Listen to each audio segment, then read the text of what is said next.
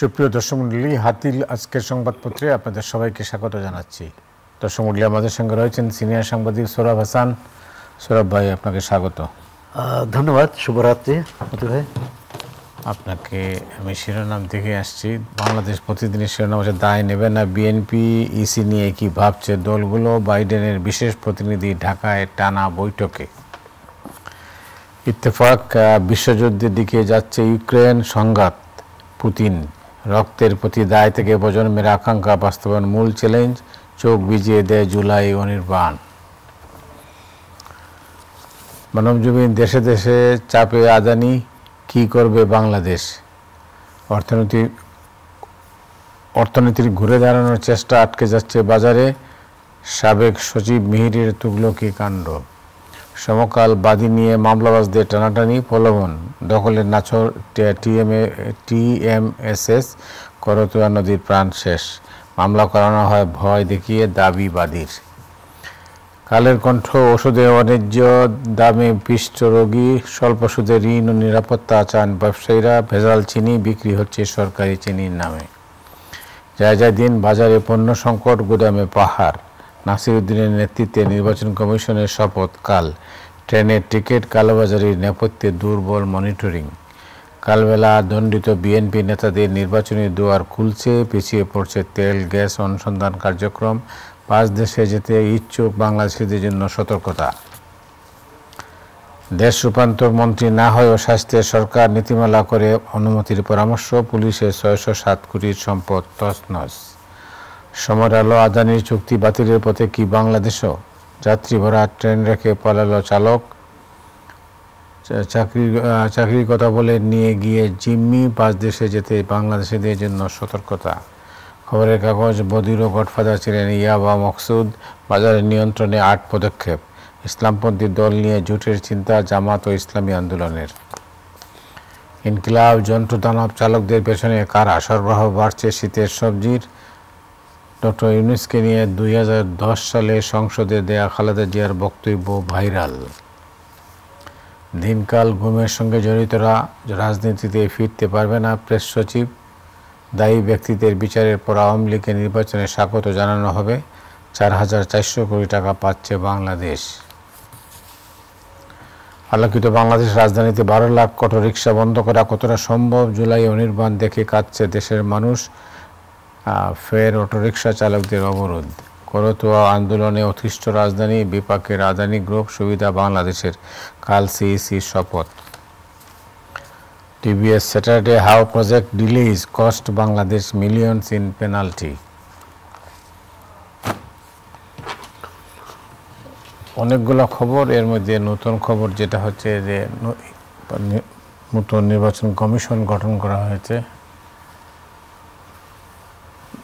আপনি জানেন যে এই নির্বাচন কমিশনের শপথ হবে রোববার। মানুষের প্রত্যাশা, কে কি বলছেন আপনি জানেন যে আওয়ামী লীগ নাই, এখানে বিএনপি আছে। বিএনপি বলছে যে এটা নির্ভর করে তাদের কার্যক্রমের উপর, তারা কিভাবে এটা কি করবেন। যেমন বলছে যে নিরপেক্ষ গ্রহণযোগ্য নির্বাচনের প্রত্যাশা বিএনপির, আর জামাত ইসলামের প্রত্যাশা হচ্ছে কমিশন বিতর্কিত হলে দেশ ও জাতির ক্ষতি হবে। আর বামপন্থ জোনায়েদ সাকি বলছেন ভোটাধিকারের জন্য সবই করবে আশা করি। এই হলো মোটা দাগে। না, প্রথমে তো রাজনৈতিক দলগুলোর তো দাবি, চাপ, মানে যেটা ছিল যে নির্বাচনে একটা রোড ম্যাপ দেওয়া। তা আমি মনে করি যে নির্বাচন কমিশন গঠনের মধ্য দিয়ে এই রোড ম্যাপের দিকে সরকার যাত্রা শুরু করেছে। এবং প্রধান উপদেষ্টা ডক্টর মোহাম্মদ ইউনূসও বলেছিলেন যে নির্বাচনের ট্রেন শুরু হচ্ছে, গন্তব্যে ঠিক হবে যে রাজনৈতিক দলগুলো কীভাবে। তবে এই রাজনৈতিক দলগুলোর যে প্রতিক্রিয়া তো স্বাভাবিক, গতানুগতিক, কিন্তু রাজনৈতিক দলগুলোর প্রতি মানুষের যে প্রত্যাশা সেটি তারা কতটা পূরণ করবে। পুরনো ধারাই চলবে, নির্বাচনী যে সংস্কৃতি আমাদের এখানে, সেটি যে কোনো সময় অন্তর্বর্তী সরকারের অধীনে হোক বা তত্ত্বাবধায়ক সরকারের অধীনে হোক বা দলীয় সরকারের অধীনে হোক, নির্বাচনে গায়ের জোরে দখল করতে চায়, মানে অর্থাৎ জয়ী হতে চায়। জনগণের উপর তাদের আস্থা কম। এবং তার নানা কারণ আছে। যারা ক্ষমতায় থাকে তারা এক ধরনের জনপ্রিয়তা হারায় এবং পরবর্তীকালে জবরদস্তিভাবে নির্বাচনে জয়ী হতে চায়, যেটি আমরা গত 3 নির্বাচনে দেখলাম। এবার তো ঠিক ক্ষমতায় ছিল, মানে এরকম দল এখনো সক্রিয় নেই যারা ক্ষমতায় ছিল অতীতে। ভবিষ্যতে হবে কিনা সেটা, সেই প্রশ্নের জবাব আমরা ভবিষ্যতে পাবো আশা করি। বিএনপি, জামাত ইসলামী, বাম সহ যে দলগুলো সক্রিয় আছে তাদের কাছে কিন্তু আমাদের প্রত্যাশা যে তারা নির্বাচনী আচরণবিধি পুরোপুরি মেনে চলবেন, এবং শুধু নির্বাচনের জন্য না, রাজনৈতিক যে শিষ্টাচার, রাজনৈতিক যে সৌজন্যবোধ, এবং রাজনীতি তো জনগণের জন্য, জনগণের সেবার জন্য, সেই মনোভাবটা যাতে তাদের মধ্যে থাকে। ইতিমধ্যে তো বিভিন্ন জায়গা থেকে যেসব খবর আসছে, বিশেষ করে বিএনপির তৃণমূলের নেতাকর্মীদের, সেখানে কিন্তু সেটি স্বস্তির নয়, নেতৃত্বের জন্যও স্বস্তির নয়, এবং দলের নেতৃত্ব অনেকের বিরুদ্ধে ব্যবস্থা নিয়েছে, কেন্দ্রীয় কমিটির স্থায়ী কমিটির সদস্য সহ। সুতরাং দলের নেতারা কিন্তু বলছেন যে আমরা নতুনভাবে দলকে গোছাতে চাই, নতুনভাবে আগের রাজনীতি থেকে বেরিয়ে আসতে চাই। দলের তৃণমূল পর্যায়ের নেতাকর্মীদের কতটা পারবে। আরেকটি যেটা হলো যে একটি নতুন পরিবেশে নির্বাচন কমিশনের জন্য আমি মনে করি যে একটি অনুকূল পরিবেশই, কারণ দলীয় চাপ থাকবে না, দলীয় মানে সরকারের চাপ থাকবে না, সরকারের প্রশাসন যন্ত্রের চাপ থাকবে না। আমরা মনে করি নির্বাচন কমিশন যদি দৃঢ়তা দেখাতে পারে তাহলে তারা প্রশাসনের উপর কর্তৃত্ব করতে পারবে। এবং গতকাল একটি আলোচনা সভায় নির্বাচন সংস্কার কমিশনের আলোচনায় আসলো যে অন্তত যে মন্ত্রণালয়গুলো নির্বাচনের সঙ্গে সংশ্লিষ্ট, স্বরাষ্ট্র, জনপ্রশাসন এবং তথ্য, এই মন্ত্রণালয়গুলো পুরোপুরি কর্তৃত্ব নির্বাচন কমিশনের হাতে দিয়ে দেওয়া উচিত। এর অর্থ না যেখানে কমিশনার উপদেষ্টা থাকবে না, কিন্তু পুরো নজরদারি করার দায়িত্বটা নির্বাচন কমিশনের। এখন প্রশ্ন আছে সেই নির্বাচন কমিশনের হাতে তো সব মন্ত্রণালয় থাকে, আসলে মন্ত্রণালয় থাকে ঠিক, আসলে এতদিন যেটা ছিল সেটা হলো লোকবল, তার প্রয়োজনে যাকে চায়। কিন্তু যদি এমন থাকে যে এই একটি ওভারসি করতে পারবে, একটি নজরদারি করতে পারবে এই নির্বাচনের সঙ্গে সংশ্লিষ্ট বিভাগ, মন্ত্রণালয়, তাহলে দুইটা কিন্তু আলাদা। যেটি দক্ষিণ আফ্রিকায় আছে, সেখানে সত্যিকার অর্থে স্বাধীন নির্বাচন কমিশন, আর প্রশাসনের সাথে নির্বাচন কমিশনের খুব সমস্যা হবে বলে মনে হয় না। সমস্যা হবে রাজনৈতিক দলগুলোর সাথে। রাজনৈতিক দলগুলো প্রশাসনকে তাদের পক্ষে নিতে চাইবে, আর নির্বাচন কমিশন সত্যি একটি ভালো নির্বাচন করতে হলে তাকে শতভাগ নিরপেক্ষ অবস্থান থেকে কাজ করতে হবে। আর এটি একটি। আর পরে 91, 96, 2001 তো সম্ভব হয়েছে, কিন্তু রাজনৈতিক সংস্কৃতি তো বদলায়নি। আপনি দেখেছেন যে নির্বাচনের পরপরই কি হয়েছে, সেটা অন্য। হ্যাঁ, এখন আমি এই যে সংস্কারের কথা আসছে, এটা সংস্কার মানে একেবারে এক কথায় এটাকে মানে অগ্রাহ্য করাও ঠিক হবে না, কারণ বারবার রাজনৈতিক নেতৃত্ব ব্যর্থ হয় বলেই তো এই হস্তক্ষেপ প্রয়োজন। অনির্বাচিত সরকার আসে, আওয়ামী লীগ তো এত প্রচার করলো যে অনির্বাচিত সরকার দেশ পরিচালনা করতে পারেন, অনির্বাচিত ব্যক্তি, কিন্তু তারা তো 10 বছরের বেশি অনির্বাচিত ব্যক্তি দ্বারা চালালেন। মানে আইনের ফাঁক ফোকর এবং নিজের মতো করে ব্যাখ্যা করা একটা বিষয়, যে এই নির্বাচনটিতে অন্তর্বর্তী সরকারি পরিচালনা করবে, সরকারের অধীনেই থাকবে। পরবর্তী নির্বাচন পঞ্চদশ সংশোধনের যে রিট হয়েছে, এই রিট বাতিল হলে, মানে এই পঞ্চদশ সংশোধনী বাতিল হলেই কিন্তু স্বয়ংক্রিয়ভাবে ত্রয়োদশ সংশোধনী স্থাপন হবে না, এটার জন্য নতুন প্রক্রিয়া করতে হবে। সুতরাং সেই কাজটি কিন্তু নির্বাচিত সরকারের, পরবর্তী যে নির্বাচিত সরকারের উপর ন্যস্ত থাকবে। তো অনেকগুলো বিষয়, মানে আমি মনে করি নির্বাচন কমিশনের চেয়ে রাজনৈতিক দলগুলোর দায়িত্ব অনেক বেশি দায়িত্ব। তবে নির্বাচন কমিশনের কাছে মানুষের প্রত্যাশা অনেক বেশি। হ্যাঁ, একটা পরিবেশ। আগের 3টা কমিশন এত মানুষকে আগের কমিশন তো আলাদা সত্তা ছিল না, এই কমিশনকে দেখতে চায় আলাদা সত্তা হিসেবে। এবং আপনার সাথে ব্যক্তিগত আলাপে যে আসলো যে প্রধান নির্বাচন কমিশনার, অন্যদের তিনি একজন সৎ যোগ্য মানুষ। হ্যাঁ, নাসিরউদ্দিন সাহেব তো অনেক যোগ্য মানুষ। আচ্ছা, এবং তার যে ভাবমূর্তি আছে সমাজে, সেটি যাতে তিনি রক্ষা করেন, এটি তারও চেষ্টা থাকা উচিত এবং অন্যদেরও চেষ্টা থাকা উচিত যে তিনি যাতে এটি রক্ষা করতে পারেন। আমরা সবসময় তো ভালো প্রত্যাশা করি, কিন্তু অনেক সময় আবার খারাপের জন্য প্রস্তুতি নিতে হয়, সেটি যাতে নিতে না হয়। অনেক ধন্যবাদ। আপনি জানেন যে আদানি, ভারতের আদানি গ্রুপের ব্যবসা বিভিন্ন দেশে ছোট হয়ে আসছে, বিশেষ করে আমেরিকায়, তারপরে কেনিয়ায় বন্ধ হয়ে গেছে, তারপরে বাংলাদেশে এখন সবার প্রশ্ন উঠেছে যে বাংলাদেশে কি হবে। বাংলাদেশের সাথে যে চুক্তি হয়েছে এটা অসম চুক্তি না। একটা হচ্ছে যে অবশ্যই বাংলাদেশকে চুক্তিটা পুনর্বিবেচনা করতে হবে, পুনর্মূল্যায়ন করতে হবে, এবং কোনো একটি দেশের সাথে চুক্তি হলে সেটা পুনর্মূল্যায়ন করা যাবে না বা বাতিল করা যাবে না তা নয়। চুক্তিতে নিশ্চয়ই সব চুক্তিতেই থাকে যে কোনো পক্ষ সরে আসতে পারবে, তবে অন্য পক্ষ যাতে ক্ষতিগ্রস্ত না হয়। এখন আদানি থেকে আমরা যে পরিমাণ বিদ্যুৎ পাই, ওই পরিমাণ বিদ্যুতের বিকল্প ব্যবস্থা করতে হবে। আদানি তো আমাদের ভয় দেখালো, শাস্তি দেওয়ার কথাও বললো যে 60% উৎপাদন তারা সরবরাহ তারা কমিয়ে দিয়েছে। তো এরকম 60 কমালে যদি আমরা চলতে পারি, তাহলে আর বাকি 40 অবশ্যই আমাদের বিকল্প পথ খুঁজে নিতে হবে। এবং এই চুক্তির সঙ্গে জড়িত আমরা তো এর আগে অনেকগুলো এই জ্বালানি ক্ষেত্রে চুক্তি নিয়ে অনেক মামলা হয়েছে, এখনও সাবেক প্রধানমন্ত্রী খালেদা জিয়ার বিরুদ্ধে একটি মামলা আছে। তো এই যে এসব চুক্তি যারা করেন অন্য দেশের সাথে, রাষ্ট্রের স্বার্থটা দেখা উচিত, এবং যখন দেখে না তখনই কিন্তু এই সমস্যাগুলো তৈরি হয়।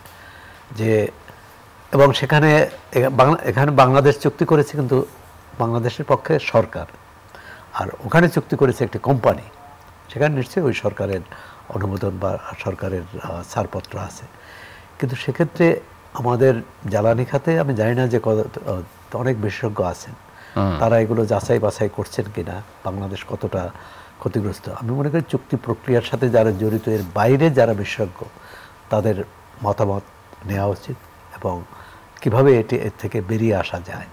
কারণ আদানি, এই যে আপনি যেটা বললেন, যুক্তরাষ্ট্র সহ বিভিন্ন দেশে, তার মানে ওই দেশ, আদানি এমন একটি ব্যবসায়ী প্রতিষ্ঠান, ব্যবসা বাণিজ্য করবে, লাভ করার জন্যই ব্যবসা করে, কিন্তু লুট করার জন্য যাতে না হয়। না, লুটের জন্য মনে হচ্ছে। যাই হোক, এবার একটু বাইরের দুনিয়ার দিকে খবর দিয়ে, আপনি জানেন নিশ্চয়ই যে ইসরায়েলের যুদ্ধবাজ নেতানিয়াহুর মানে পৃথিবীটা কিন্তু ছোট হয়ে আসছে।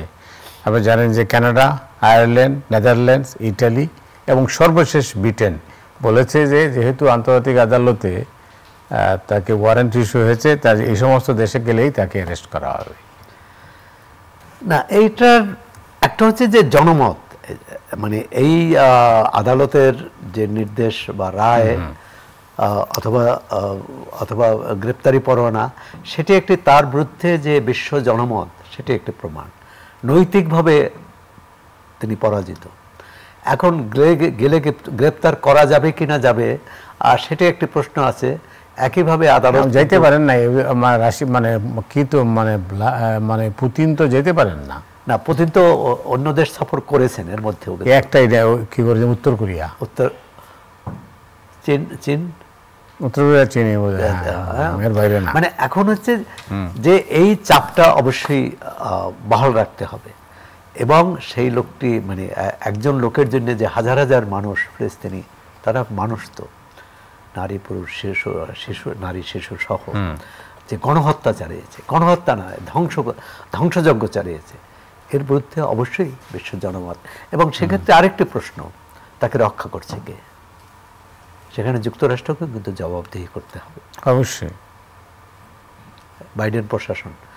এবং যেভাবে এও যুদ্ধবাজ, কি বলে, নতুন যে প্রেসিডেন্ট হয়েছে ডোনাল্ড ট্রাম্প, এবং ইসরায়েলের পাশে থাকবেন বলছেন, কিন্তু বাইডেন প্রশাসন তো গণতন্ত্রের কথা বলে আসছেন, শান্তির কথা বলে আসছেন, মানবতার কথা বলে, মানবাধিকারের কথা বলে আসছেন। সেই মানবাধিকারের প্রতিফলন কি এটা? না, কিন্তু ইসরায়েলের ইস্যুতেই কিন্তু আমেরিকার সরকার পতনের দিকে সব মানে ট্রাম্প জিতেছেন। হ্যাঁ, ট্রাম্প কিন্তু আবার ইসরায়েলকে কিন্তু করেনি। ইসরায়েলের সাথে তার বন্ধুত্ব রক্ষা এবং সবই আছে, ব্যাপার সবই আছে। ট্রাম্প যেখানে অবস্থান নিয়েছে, ভিন্ন অবস্থান নিয়েছে, সেটা হচ্ছে ইউক্রেন। ইউক্রেনের বিষয়ে এবং পুতিনের সাথে তো তার এক ধরনের রাজনৈতিক সম্পর্কের কথাও বলা হয়। আগের নির্বাচনে রাশিয়ার ভূমিকা ছিল, এটাও মার্কিন গণমাধ্যমে এসেছে। কিন্তু বিশ্বে আমরা চাই যে শান্তি বিনষ্ট যাদের জন্য হয়, সেটা ট্রাম্প হোক, বাইডেন হোক, আর নেতানিয়াহু হোক অথবা পুতিন, মানে এর বিরুদ্ধে জনমত তৈরি করতে হবে। এখন অস্ত্র দিয়ে যদি বিশ্ব চালাতে চায়, তাহলে সেখানে তো শান্তি সুদূর পরাহত, এবং আমরা কখনোই শান্তি পাব না। এবং বাংলাদেশ সহ এই যে তৃতীয় বিশ্বের দেশগুলো যেভাবে ক্ষতিগ্রস্ত হলো গত 5 বছর ধরে, যে এই ইউক্রেন এবং প্যালেস্টাইন তো বহু বছর ধরে, এখানে আরেকটি আক্ষেপের কথা হচ্ছে প্যালেস্টাইনে এরকম মানবিক বিপর্যয়, কিন্তু মধ্যপ্রাচ্যের মুসলিম দেশগুলোর পক্ষ থেকে কিন্তু তার সেভাবে জোরালো প্রতিবাদ বা আন্দোলন, বিক্ষোভ আমরা দেখছি না। এখন হলো যে আবার আসি মানে দেশের পরিস্থিতিতে, সেটা হচ্ছে অর্থনীতি ঘুরে দাঁড়ানোর একটা চেষ্টা আছে, কিন্তু বাজার পরিস্থিতি কিন্তু এটা সেই অনুমতি দিচ্ছে না। আর শুধু বাজার নয়, অর্থনীতি একটা হচ্ছে যে লুটপাট হয়েছে বিগত সরকারের আমলে, সেখান থেকে অর্থনীতি ঘুরে দাঁড়ানোর কঠিন। আর সরকার বেশ কিছু পদক্ষেপ নিয়েছে, তাতে চুরি, অর্থ পাচার ইত্যাদি বন্ধ হয়েছে, কিন্তু এটাকে আবার গতিশীল করা অর্থনীতি। আমাদের অর্থনীতির শক্তি তো খুব বেশি না, তৈরি পোশাক, প্রবাসী আয়, রপ্তানি তো তৈরি পোশাক এবং কৃষি। এই সরকারে এবার যে কয়েকটি বন্যা হয়েছে, কিন্তু এই বন্যার পর যে পুনর্বাসন এবং কৃষি পুনর্বাসন যেটা করা দরকার ছিল, কৃষিবিদরা কিন্তু এটি বলেছেন যে সরকার এদিকে নজর দেননি, এবং কৃষি মন্ত্রণালয়ের একজন আলাদা উপদেষ্টাও নেই মানে এটা নজর দেওয়ার জন্যে। তিনি একই সঙ্গে কৃষি এবং স্বরাষ্ট্র মন্ত্রণালয়ের দায়িত্বে। স্বরাষ্ট্র মন্ত্রণালয় তো 24 ঘন্টার কাজ, এরপর কৃষি দেখার সময় কোথায় তার? সুতরাং এটি অবহেলিতই বলবো। আর যেটি বলছেন বাজার, মানুষ কিন্তু ইতিমধ্যে ক্ষুব্ধ হয়ে উঠছে।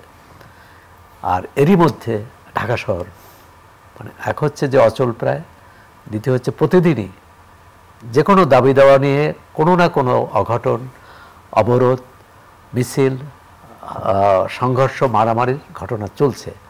এক ধরনের নৈরাজ্য তৈরি হচ্ছে।